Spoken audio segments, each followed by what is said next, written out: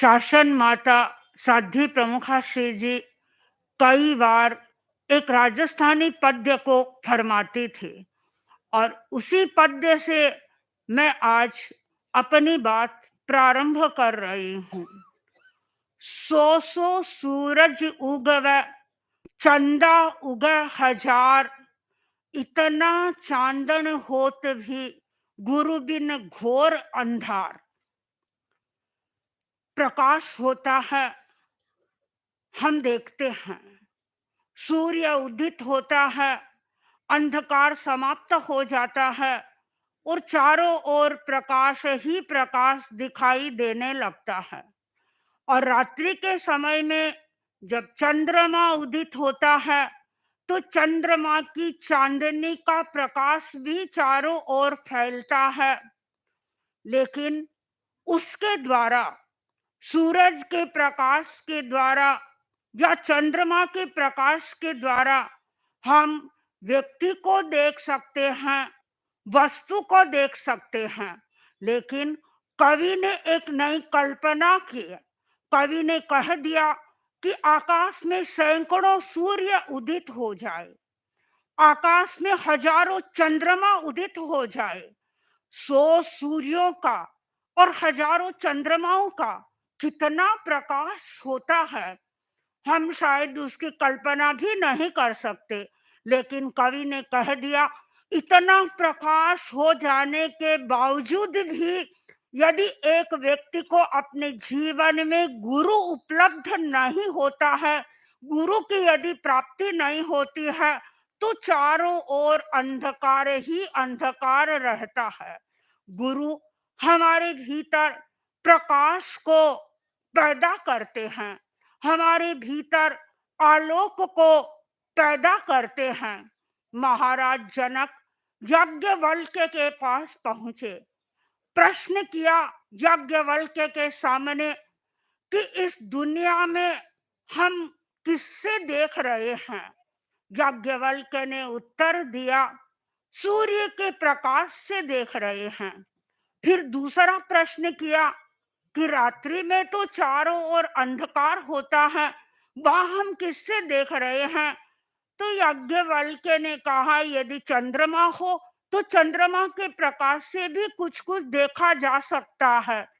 महाराज जनक याज्ञवल्क्य के उत्तर से संतुष्ट नहीं हुए, उनके मन में और भी जानने की इच्छा थी। याज्ञवल्क्य ने उत्तर दिया कि इससे अधिक तुम जानना चाहते हो, देखना चाहते हो, तो फिर तुम अपने भीतर के प्रकाश को प्रकट करो। और भीतर में प्रकाश जब तुम्हारे अभिव्यक्त हो जाएगा तो सारी दुनिया तुम्हारे सामने स्पष्ट हो जाएगी। यह भीतर का प्रकाश हमें कहाँ से प्राप्त होता है? यह भीतर का प्रकाश हमें कौन दे सकता है?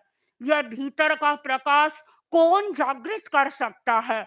भीतर का प्रकाश जागृत करने वाले हमारे गुरु होते हैं। गुरु हमारे अंधकार को दूर करते हैं।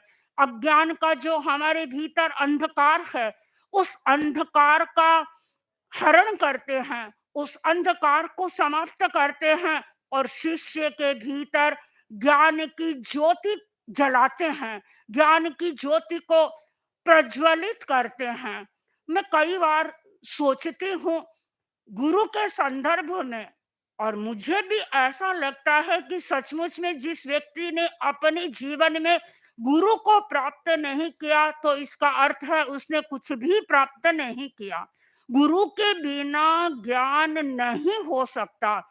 हम स्वतः अध्ययन करते हैं, किताबें पढ़ते हैं, शास्त्र पढ़ते हैं, आगम पढ़ते हैं, अध्ययन भी करते हैं और बहुत सारी चीजें, बहुत सारे रहस्य समझने का प्रयत्न भी करते हैं, किंतु वो रहस्य समझ नहीं पाते हैं जो रहस्य हमें गुरु की सन्निधि में उपलब्ध होते हैं। जब जब हम आचार्य वर्ग की सन्निधि में उपस्थित होते हैं, जब ज्ञान की चर्चा चलती है, तो हमें ऐसा लगता है कि हमारा तो ज्ञान कुछ भी नहीं है और आचार्य वर्ग कितना बोध पाठ हम लोगों को दे देते हैं और ऐसा लगता है सचमुच में उस समय में हमें एक नया प्रकाश पैदा हो, हमारे भीतर एक नया प्रकाश जागृत होता है। हम परम पूज्य आचार्यवर की सन्निधि में अभी सरदार शहर में थे, तो सरदार शहर में आचार्यवर के सानिध्य में 24 का अर्थ होता था। साध्वीवर्या जी अर्थ बोलते थे और उसके बाद में आचार्यवर उसकी व्याख्या करते थे। और उस व्याख्या में कभी-कभी हमें ऐसा लगता, 24 जैसा ग्रंथ जिसका मैं प्राय स्वाध्याय करती रहती हूँ और मैं उस ग्रंथ को एक भक्ति परक ग्रंथ के रूप में मानती हूँ, लेकिन जब आचार्यवर से उस ग्रंथ को पढ़ा तो ऐसे लगा ये भक्ति का ग्रंथ तो है ही, लेकिन ज्ञान के सागर में भी डुबकियां लगाने वाला ग्रंथ है। जब आचार्यवर ने वासु पूज्य तीर्थंकर की व्याख्या की और उस ढाल में जो जयाचार्य ने लिखा है, अंजन मंजन शिव अलगा, बलि पुष्प विलेपन शिव विलगा, यानी इस संदर्भ की एक दो गाथाएं हैं और आचार्यवर ने उन गाथाओं की व्याख्या की और उन उस व्याख्या से ऐसा लगा कुछ नई गुत्थियां हमारी सुलझ रही है और कुछ नया ज्ञान हमें उपलब्ध हो रहा है। और आचार्यवर ने उस संदर्भ में मूर्ति पूजा के बारे में बताया कि इस इन पद्यों में मूर्ति पूजा के निषेध के बारे में स्पष्टतः संकेत किया गया है। और खाली जयाचार्य की 24 के बारे में ही नहीं बताया, आचार्यवर हमें और आगे यात्रा करवाने लगे श्रुत की और आचार्यवर पहुंच गए गुरुदेव के साहित्य में। आचार्य गुरु गणाधिपति गुरुदेव श्री तुलसी ने पंच परमेष्ठि पर गीत लिखे हैं और जहां अरहत का गीत लिखा है उस गीत की भी व्याख्या की। आचार्यवर ने कहा कि यहाँ पर भी गणाधिपति गुरुदेव श्री तुलसी यही व्याख्या कर रहे हैं। तो मैं आपको ये बताना चाहती थी कि ये ज्ञान हमें कहाँ से उपलब्ध होता है। ये ज्ञान हमें गुरु से उपलब्ध होता है और गुरु ही हमें गहराई में ले जा सकते हैं और वे गुर दे सकते हैं जिन गुरुओं को प्राप्त करके हम अपनी चेतना को झंकृत कर सकते हैं, हम हमारी चेतना में एक तरह का रूपांतरण कर सकते हैं। प्रश्न है कि हम गुरु से ज्ञान कैसे प्राप्त करें।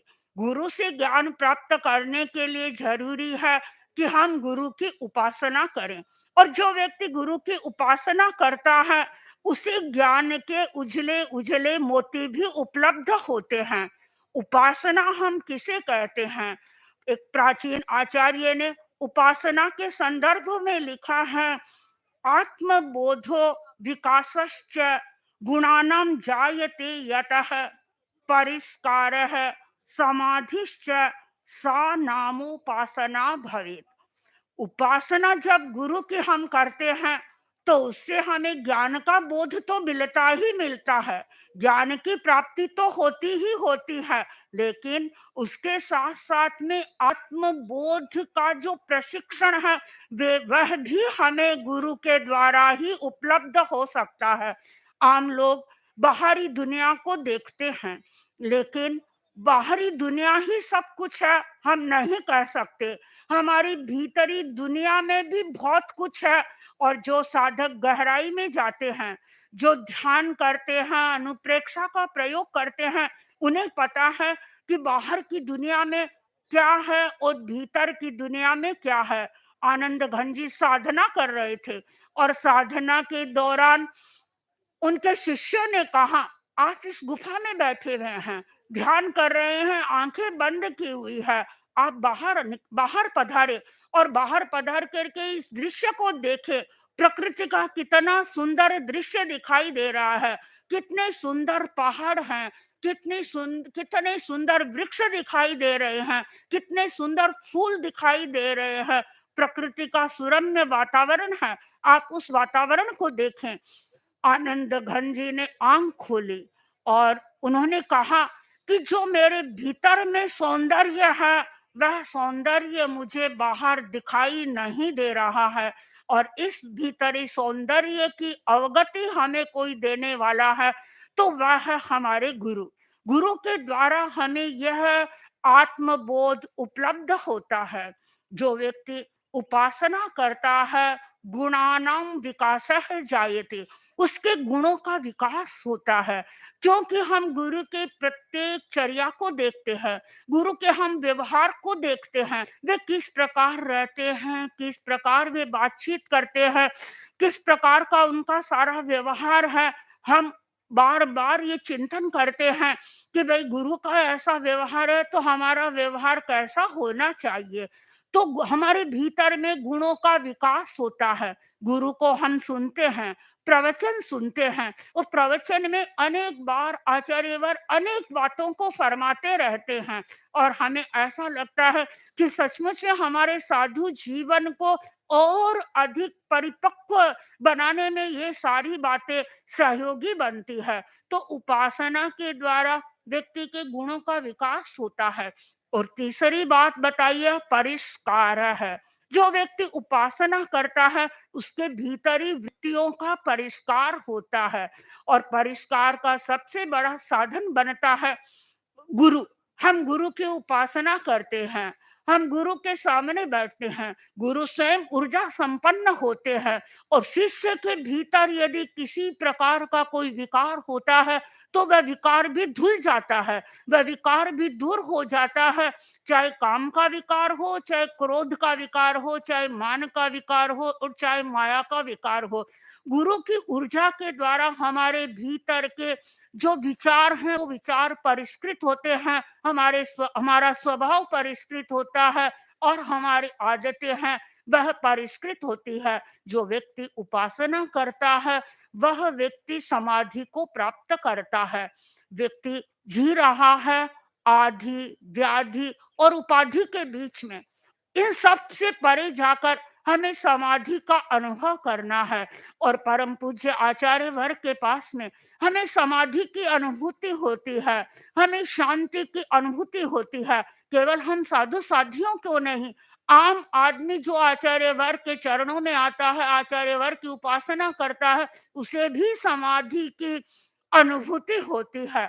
तो यदि हमें अपने भीतर का प्रकाश प्राप्त करना है तो भीतर के प्रकाश प्राप्त करने के लिए हम गुरु की उपासना करें और सचमुच में वे व्यक्ति सौभाग्यशाली होते हैं जो गुरु की उपासना करते हैं और जो निरंतर गुरु के उपपात में रहते हैं। आचार्यवर अभी अभी मैं आई तब एक पत्र प्राप्त हुआ मुझे साध्वी जिन प्रभा जी के द्वारा लिखा हुआ और उन्होंने लिखा उसमें कि आज आप पारलू आचार्यवर आज पारलू पधार रहे हैं और पारलू की दो साध्वियां हैं, साध्वी प्रबुद्ध यशा जी और साध्वी काम्य यशा जी। यद्यपि उनकी बहुत इच्छा थी कि हम आचार्यवर के साथ में आचार्यवर की सन्निधि में पारलू में रहें, किंतु उनको वह योग नहीं मिला क्योंकि चूंकि वे जिन प्रभाजी मास्टर जी के साथ में थे और वो द्रुतगामी ग्रुप के साथ में विहार कर रहे थे, तो उन्होंने उसमें लिखा था कि आप हमारी ओर से आचार्यवर की अभिवंदना करना।